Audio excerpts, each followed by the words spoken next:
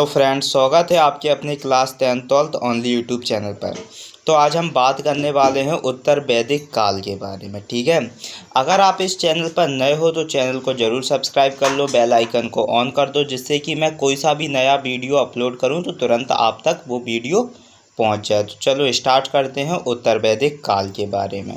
ये आपका बहुत ज़्यादा इम्पोर्टेंट्स वीडियो होने वाला है, क्योंकि इससे रिलेटेड आपके कॉम्पिटिटिव एग्जाम्स में क्वेश्चंस ज़रूर पूछे जाते हैं। ठीक है, तो चलो स्टार्ट करते हैं उत्तर वैदिक काल के बारे में। जो उत्तर वैदिक काल कहा जाता है कि हमारा जो उत्तर वैदिक काल था, तो उस काल को 1000 ईसा पूर्व से 600 ईसा पूर्व के बीच के काल को उत्तर वैदिक काल कहा गया है। ठीक है, इस प्रकार कहा जाता है कि जो उत्तर वैदिक काल का जो काल रहा है वो 1000 ईसा पूर्व से 600 ईसा पूर्व के बीच के काल को उत्तर वैदिक काल कहा गया है। और इसके जो पुरातात्विक स्रोत रहे हैं वो कौन कौन से रहे हैं? वो रहे हैं चित्रित, घूसर और मृतभांड और लोहा और स्थायी निवासी के। इसके जो उत्तर वैदिक काल के जो लोग हुआ करते थे, उनका जो पुरातात्विक स्रोत था वो चित्रित, घूसर, मृतभांड था और लोहा था और स्थायी निवास था। मतलब एक जगह पर रहना था, और लोहा था, आयरन था,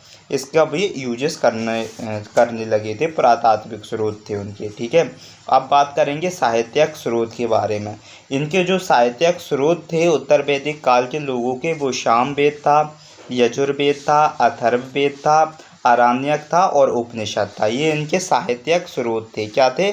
साहित्यिक स्रोत कहा जाता है कि उत्तर वैदिक काल के जो साहित्यिक स्रोत थे वो सामवेद, यजुर्वेद, अथर्ववेद, आरण्यक और उपनिषद इनके क्या थे? साहित्यिक स्रोत थे। ठीक है, अब बात करेंगे कि जो लोहे के प्रयोग का जो साक्ष्य मिलता है उत्तर वैदिक काल में, या कहा जाता है कि लोहे का जो प्रयोग यूजेस मिलता है वो सबसे पहले अतरंजी खेड़ा में मिलता है। वो कब मिलता है? 1050 ईसा पूर्व में मिलता है अतरंजी खेड़ा में। और दूसरा गंधार क्षेत्र में मिलता है, जो कि 1000 ईसा पूर्व में मिलता है।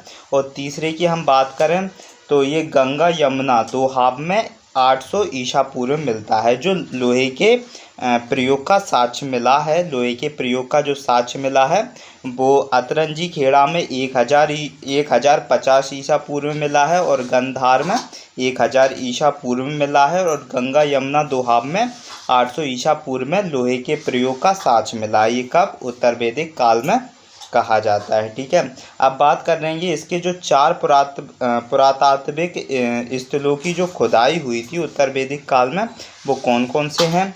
कहा जाता है कि जो इसके 4 पुरातात्विक स्थलों की जो खुदाई में जखेड़ा है, क्या है? जखेड़ा, हस्तिनापुर, नूह तथा अतरंजी खेड़ा और सर्वाधिक लोहास्त्र मिले हैं। इसमें क्या मिले हैं? सबसे ज़्यादा लोहास्त्र मिले हैं, बोले तो लोहे के शास्त्र मिले हैं और लोहा मिला है। कहाँ? जो 4 पुरातात्विक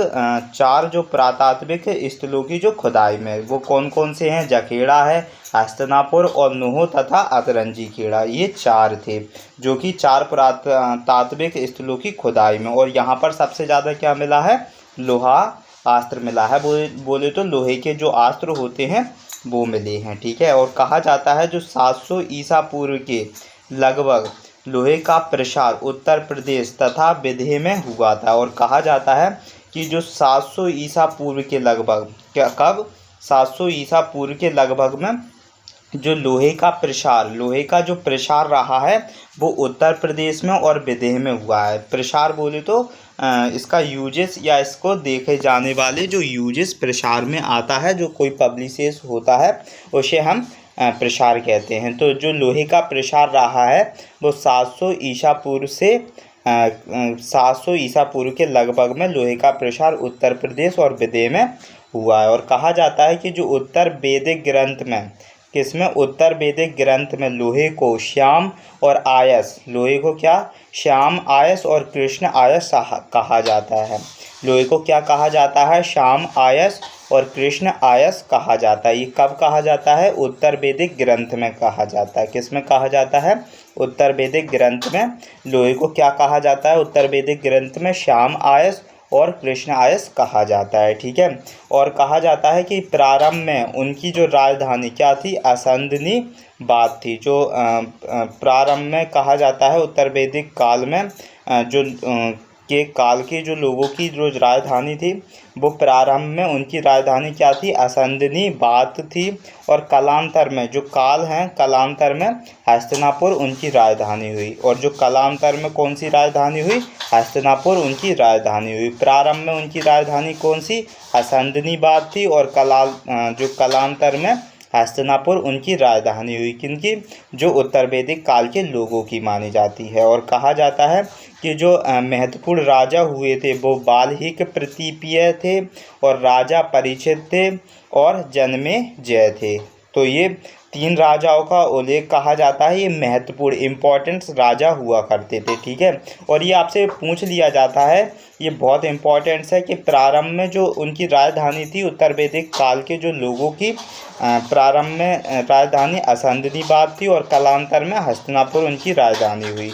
और कहा जाता है इसके जो महत्वपूर्ण राजा हुए थे वो कौन कौन थे, बाल्हिक प्रतिपय थे, और राजा परीक्षित थे, और जन्मेजय थे। ये इसके महत्वपूर्ण राजा हुआ करते थे। ठीक है, और कहा जाता है जो अथर्ववेद में, किसमें, अथर्ववेद में, तो अथर्ववेद की बात करें तो अथर्ववेद में जो परीक्षित का उल्लेख मिलता है, किसका, राजा परीक्षित का उल्लेख मिलता है अथर्ववेद में। और जन्मेजय ने 1 नाग यज्ञ और 2 अश्वमेध यज्ञ करवाए थे। जो जन्मेजय राजा थे, कौन से, जन्मेजय जो राजा हुआ करते थे, इन्होंने 1 नाग यज्ञ करवाया था और 2 अश्वमेध यज्ञ करवाए थे। ठीक है, ये आपसे पूछ लिए जाते हैं कि जो अथर्ववेद में परीक्षित का उल्लेख मिलता है और जन्मेजय जो राजा हुआ करता था उसने 1 नाग यज्ञ करवाया था और 2 अश्वमेध यज्ञ करवाए थे। और कहा जाता है कि जो अंतिम कुरुवंशी शासक निस्छु, किसकी, निस्छु ने बाढ़ से, जो बाढ़ आती है तो बाढ़ से विनष्ट होने के कारण हस्तिनापुर की जगह कौशाम्बी को अपनी राजधानी बनाया था। किसको बनाया था, कौशाम्बी को राजधानी बनाया था। जो अंतिम कुरुवंशी शासक था, कौन, कौन था, निस्छु था। जो निस्छु था अंतिम कुरुवंशी शासक था निस्छु।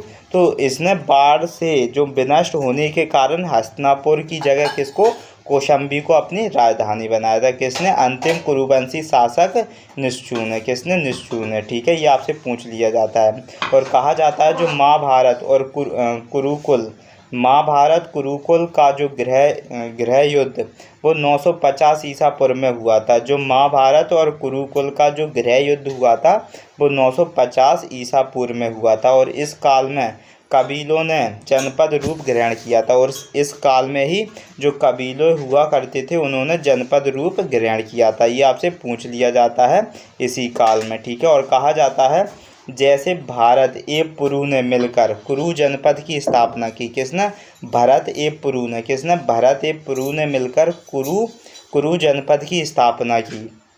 और जो तरबस और कृबी ने मिलकर पंचाल जनपद की स्थापना की। ये आपसे इम्पोर्टेंट से पूछ लिया जाता है कि जो पंचाल जनपद की स्थापना किसने की है, तो तुर्बस और कृबी ने मिलकर पंचाल जनपद की स्थापना की। और भरत और पुरु ने मिलकर कुरु जनपद की स्थापना की। और कहा जाता है कि जो मध्य दोहाब और आधुनिक बरेली और बदायूं और फर्रुखाबाद ये इसके क्या हुआ करते थे, जनपद हुआ करते थे। क्या, मध्य दोहाब, आधुनिक बरेली और बदायूं और फर्रुखाबाद ये जनपद हुआ करते थे। और कहा जाता है जो पंचाल दार्शनिक राजाओं के लिए जाना जाता था।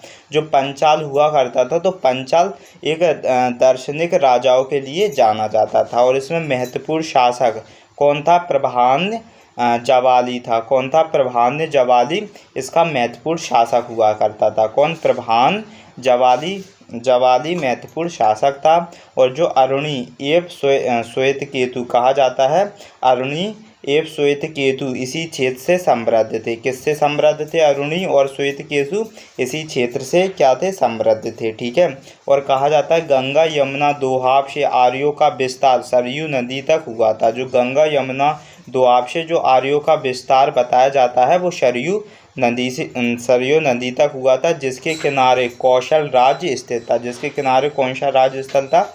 कौशल राज्य स्थित था। आपसे ये पूछ लिया जाता था कि कौन सा राज्य यहाँ पर स्थित था, तो वो कौशल राज्य स्थित था। ठीक है। और कहा जाता है जो आर्य हुआ करते थे, तो आर्यों का विस्तार सरस्वती नदी से वर्णवती नदी के किनारे हुआ और काशी की स्थापना हुई थी। किसकी? काशी की स्थापना हुई थी। कहा जाता है जो आर्यों का विस्तार सरस्वती नदी से वर्णवती नदी के किनारे हुआ और काशी की स्थापना हुई थी। और कहा जाता है कि सदानीरा, जिसे गंडक कहा जाता है, सदानीरा को, इसके किनारे विधेय माधव ने, किसने? विधेय माधव ने विधेय की नींव डाली थी। कहा जाता है जो सदानीरा नदी है, सदानीरा या गंडक के किनारे विधेय माधव, किसकी? विधेय माधव ने विधेय की नींव डाली थी। और विधेय माधव ने अपने गुरु राहुल गढ़ की सहायता से अग्नि के द्वारा इस क्षेत्र का सफाया किया था। किसने? जो विधेय माधव हुआ करते थे, इसने अपने गुरु कौन थे? राहुल गढ़ की सहायता से अग्नि के द्वारा इस क्षेत्र का क्या किया था? सफाया किया था। और यह सब जो शतपथ ब्राह्मण में वर्णित है। और यह जो विद्रोह हुआ था, या इसका जो कहा जाता है, इसकी जो नींव रखी थी, तो इसका जो विधेय माधव ने अपने जो गुरु की सहायता से इसका जो सफाया किया था, इसका जो वर्णित वो शतपथ ब्राह्मण में मिलता है। किसमें मिलता है? शतपथ ब्राह्मण में वर्णित मिलता है इसका विधेय माधव का जो कांड हुआ था।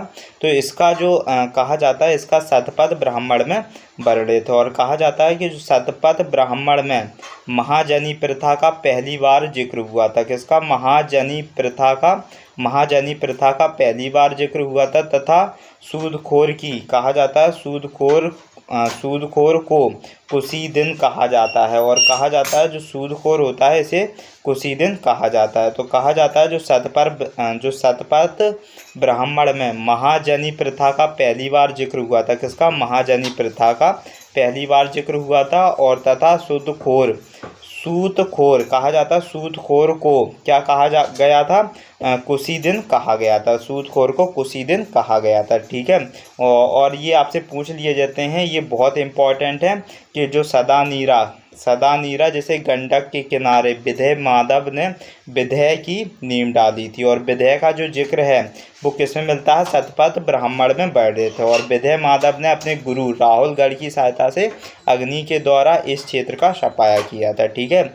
तो आज के लिए इतना ही रहने देते हैं। ये बहुत इंपॉर्टेंट्स है और मैंने इसमें सारे ही इम्पोर्टेंट्स बढ़िया पीवीटी के रूप में आपको समझाया। तो आई होप आपको बहुत अच्छे से समझ में आया होगा। तो आपको अच्छे से समझ में आया है तो प्लीज़ वीडियो को लाइक कर दें एंड शेयर कर दें। चैनल पर नए हो तो चैनल को ज़रूर सब्सक्राइब कर दें। आज के लिए इतना ही, मिलते हैं नेक्स्ट वीडियो में।